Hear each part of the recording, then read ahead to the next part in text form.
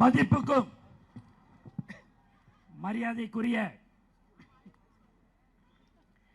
தேர்தல் பிரச்சார மேலாண்மை பொதுச் செயலாளர் சகோதரர் திரு ஆதவ அர்ஜுனா மற்றும் மாவட்ட கழக செயலாளர்கள் திரு அப்புனு அவர்களே மற்றும் பூக்கடை குமார்,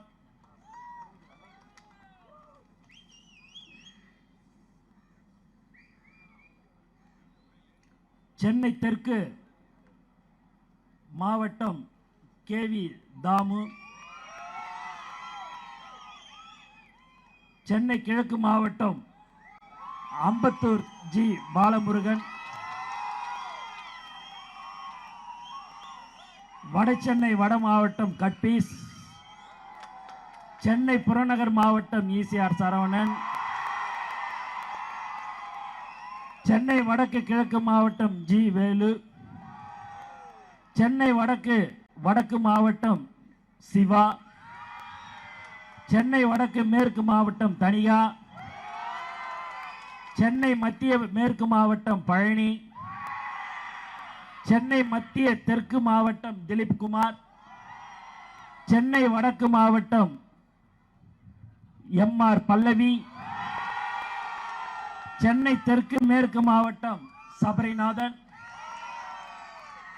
மற்றும் மதிப்புக்கும் மரியாதைக்குரிய தமிழக வெற்றி கழகத்தின் மாநில மாவட்ட நிர்வாகிகளே, நகரம் ஒன்றியம் பேரூராட்சி கிளை கழகம் வார்டு பகுதி வட்டம் பொறுப்பாளர்களே, சகல அணிகளின் நிர்வாகிகளே, ஊடக நண்பர்களே, பெரியோர்களே, இங்கே வருகை தந்திருக்கும் தாய்மார்களே, தளபதி நெஞ்சில் குடியிருக்கும் தமிழக மக்களே, அனைவருக்கும் வணக்கம். இன்று தலைவர் தளபதி அவர்களின் ஆணைப்படி தமிழ்நாடு முழுக்க ஆர்ப்பாட்டம் நடைபெற்று வருகிறது. நாம் இப்படி போராடுவது ஒரு சாதாரண கோரிக்கைக்காக அல்ல. நமது நாட்டின், நமது மாநிலத்தின் ஜனநாயக ஆணிவேரையை அசைத்து பார்க்கும் ஒரு மாபெரும் விஷயத்திற்காக நமது குரலை பதிவு செய்ய கூடியிருக்கிறோம். வாக்காளர் பட்டியல் சிறப்பு தீர்வு திருத்தம் என்ற பெயரில் நடைபெறுவது உண்மையில் என்ன? குறிப்பிட்ட பகுதிகளில் தங்களுக்கு வாக்களிக்க மாட்டார்கள் என்று ஆளும் தரப்பு கருத்தும் மக்களின் பெயர்களை எந்தவித முன்னறிவிப்புமின்றி கூட்டமாக நீக்கப்படுகின்றது என்று மக்கள் நம்மிடம் கூறுகிறார்கள். வீடு மாறி சென்று விட்டதாகவோ இறந்து விட்டதாகவோ போலி காரணங்கள் கூறி உயிருடன் இருக்கும் குடிமகனின் வாக்குரிமையை பறிப்பது அப்பட்டமான அதிகார துஷ்பிரயோகம். அதே சமயம் கள்ள ஓட்டுகளை போடுவதற்காக இல்லாத நபர்களின் பெயர்களும் ஒரே நபரின் பேரில் பல இடங்களில் சேர்க்கப்படுகின்றன என்றும் கூறுகிறார்கள். இது எதை காட்டுகிறது?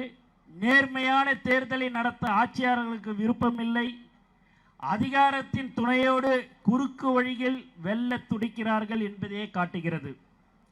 பழைய வாக்காளர்கள் முதல் புதிய வாக்காளர்கள் வரை பலருக்கும் இதனால் ஆபத்து ஏற்பட்டுள்ளது.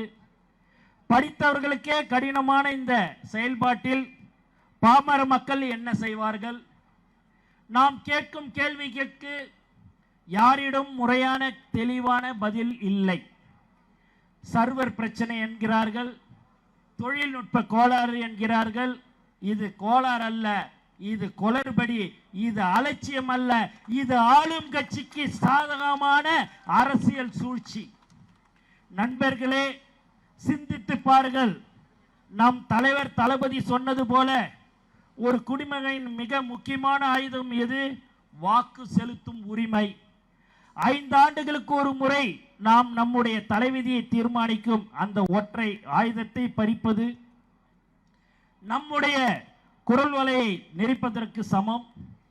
யாருக்கு வாக்களிக்க வேண்டும் என்பதை மக்கள் தீர்மானிக்க வேண்டும். ஆனால் இங்கு யார் வாக்களிக்க வேண்டும் என்பதை இந்த அதிகார வர்க்கமும் ஆளும் கட்சியும் தான் தீர்மானிக்கிறார்கள். இந்த மாபெரும் ஆர்ப்பாட்டத்தின் வாயிலாக நாங்கள் வைக்கும் கோரிக்கைகளை தெளிவானவை. உடனடியாக குளறுபடிகள் நிறைந்த இந்த நடவடிக்கையை முழுமையான மறு ஆய்வுக்கு உட்படுத்த வேண்டும். ஒவ்வொரு வீட்டிற்கும் அதிகாரிகள் நேரடியாக சென்று சரிபார்ப்பு நடத்தும் முறையை கட்டாயமாக ஆக்க வேண்டும். BLO அதிகாரிகளை திமுக பாரதிய ஜனதா கட்சி பிரமுகர்கள் மிரட்டுவதை மாறாட்டம் செய்வதையும் கைவிட வேண்டும். இந்த குளறுபடிகளுக்கு துணையாக ஆளுங்கட்சிக்கு ஆதரவாக செயல்படும் அதிகாரிகள் அத்தனை பேர் மீதும் பாரபட்சமின்றி விசாரணை நடத்தி கடும் நடவடிக்கை எடுக்க வேண்டும். தமிழக வெற்றி கழகம் உட்பட அனைத்து கட்சிகளின் கருத்துக்களையும் கேட்டு வெளிப்படையான பிழையற்ற ஒரு வாக்காளர் பட்டியலை வெளியிட தேர்தல் ஆணையம் உறுதியளிக்க வேண்டும். இது எங்கள் உரிமைக்கான போராட்டம். இது எங்கள் ஜனநாயகத்தை காப்பதற்கான போராட்டம். இந்த கோரிக்கைகளை நிறைவேற்றப்படாவிட்டால் எங்கள் போராட்டம் ஓயாது. இந்த அநீதிக்கு துணை போகும் ஒவ்வொரு இடத்திலும் எங்கள் போராட்டம் தொடரும். எங்கள் அடிப்படை உரிமையை பறிக்க நினைக்கும் எந்த சக்தியும் நாங்கள் விடமாட்டோம். மிக முக்கியமான செய்தி, தோழர்கள் கவனமாக செயல்படுங்கள். நம்முடைய வாக்கு நம்முடைய உயிர் மூச்சு என்பதை புரிந்து கொள்ளுங்கள். அத்தனை குளறுபடிகளையும் தாண்டி உங்கள் ஒவ்வொரு தனி நபர்களின் வாக்கு உரிமைகளையும் உறுதிப்படுத்தி கொள்ளுங்கள். தலைமை காட்டும் வழிகாட்டின் நெறிமுறைகளை பின்பற்றுங்கள். எத்தனை சோதனைகள் வந்தாலும் சரி, அதை எல்லாம் தாண்டி வாக்காளர் பட்டியலில் உங்கள் பெயர் இருப்பதை கட்டாயம் உறுதிப்படுத்திக் கொள்ளுங்கள். நம் வாக்கை காப்பதும் நம் நாட்டை காப்பதும் ஒன்றுதான். எங்கள் வருகையால் நடுங்கி போயுள்ள அனைவருக்கும் ஒன்று சொல்லிக் கொள்கிறேன். இத்தனை காலம் எங்களை ஏமாற்றியது போல் இப்போது ஏமாற்ற முடியாது. நாங்கள் தமிழகத்தின் நம்பிக்கை, வருங்கால வரலாறு, தாய்மார்கள் தவப்புதல்வர், தமிழக வெற்றி கழகத்தின் தலைவர், தளபதியின் தொண்டர்கள், அவர் ஆணைப்படி வாக்குச்சாவடியில் தமிழகமே திரண்டு நிற்கும், வரலாறு படைக்கும். நம்முடைய அறப்போராட்டம் தொடரும். 2026 தளபதி அவர்களின் ஆட்சி 2026 ஆட்சி அமையும் என்பதில் இந்த நேரத்தில் தெரிவித்துக் கொள்கிறேன். மேலும் ஒரே ஒரு வேண்டுகோள் காவல்துறைக்கு, எப்ப பார்த்தாலும் பாத்தீங்கன்னா எங்களை 7-8 கிலோமீட்டருக்கு முன்னாடியே டேர்ன் லெஃப்ட் டேர்ன் ரைட்னு எங்க கொடியை பார்த்தாலே கிடுகிடுன்னு போலீஸ்கார் வராரு, இப்படி திரும்ப அப்படி திரும்பன்றாரு. ஏங்க நீங்க எல்லாரும் காசு கொடுத்து வரி பணத்துல கொள்ளடிச்ச பணத்துல காசை கொடுத்து ஒருத்தவங்களையும் நீங்க இட்டுன்னு வருவீங்க. எங்களுடைய உழைப்பால தளபதி மேல் நம்பிக்கை வைத்து, தளபதி தான் எங்களுடைய உயிர் மூச்சாக இருந்து கொண்டிருக்கும் எங்கள் தோழர்கள் எந்த ஒரு ஒத்த ரூபாய் வாங்காம 14-15 லட்சம் பேர் மாநாடு, ஒரு மாநாடுல 2 மாநாட்டுல கலந்து கொண்டு இருக்கிற ஒரே கட்சி தோழர்கள் தமிழகத்தின் வெற்றி கழகத்தில் மட்டும்தான். அதனால தயவு செய்து இன்னும் 5 மாசம் தாங்க இருக்குது, அவங்க பேச்செல்லாம் தயவு செய்து கேட்காதீங்க.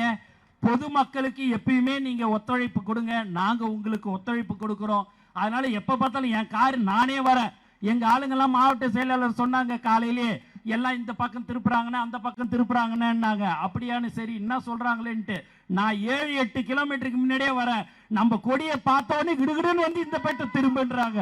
எந்த விதத்துல நாயா, நீங்க 8 கிலோமீட்டர்ல 80 கிலோமீட்டர் திரும்பினாலும் சரி, இங்க இருக்கிறது ஒரு அன்பான ஒரு கூட்டத்தை யாராலையும் எதுவுமே செய்ய முடியாது. எப்பயுமே எங்களுடைய உயிர் மூச்சு நாடி அழைத்தோம் தலைவர் தளபதி தான். ஆகவே இந்த போராட்டம் தமிழ்நாடு முழுக்க இன்று நடைபெற்றுக் கொண்டிருக்கிறது. தலைவர் அவர்களின் அறிவுறுத்தலின்படி இந்த போராட்டம் நடைபெற்றுக் கொண்டிருக்கிறது. ஆகவே இங்கே வருகை தந்த அனைவர்களுக்கும் எனது மனமார்ந்த வாழ்த்துக்களையும் நன்றியும் தெரிவித்துக் கொண்டு விடைபெறுகிறேன். நன்றி, வணக்கம்.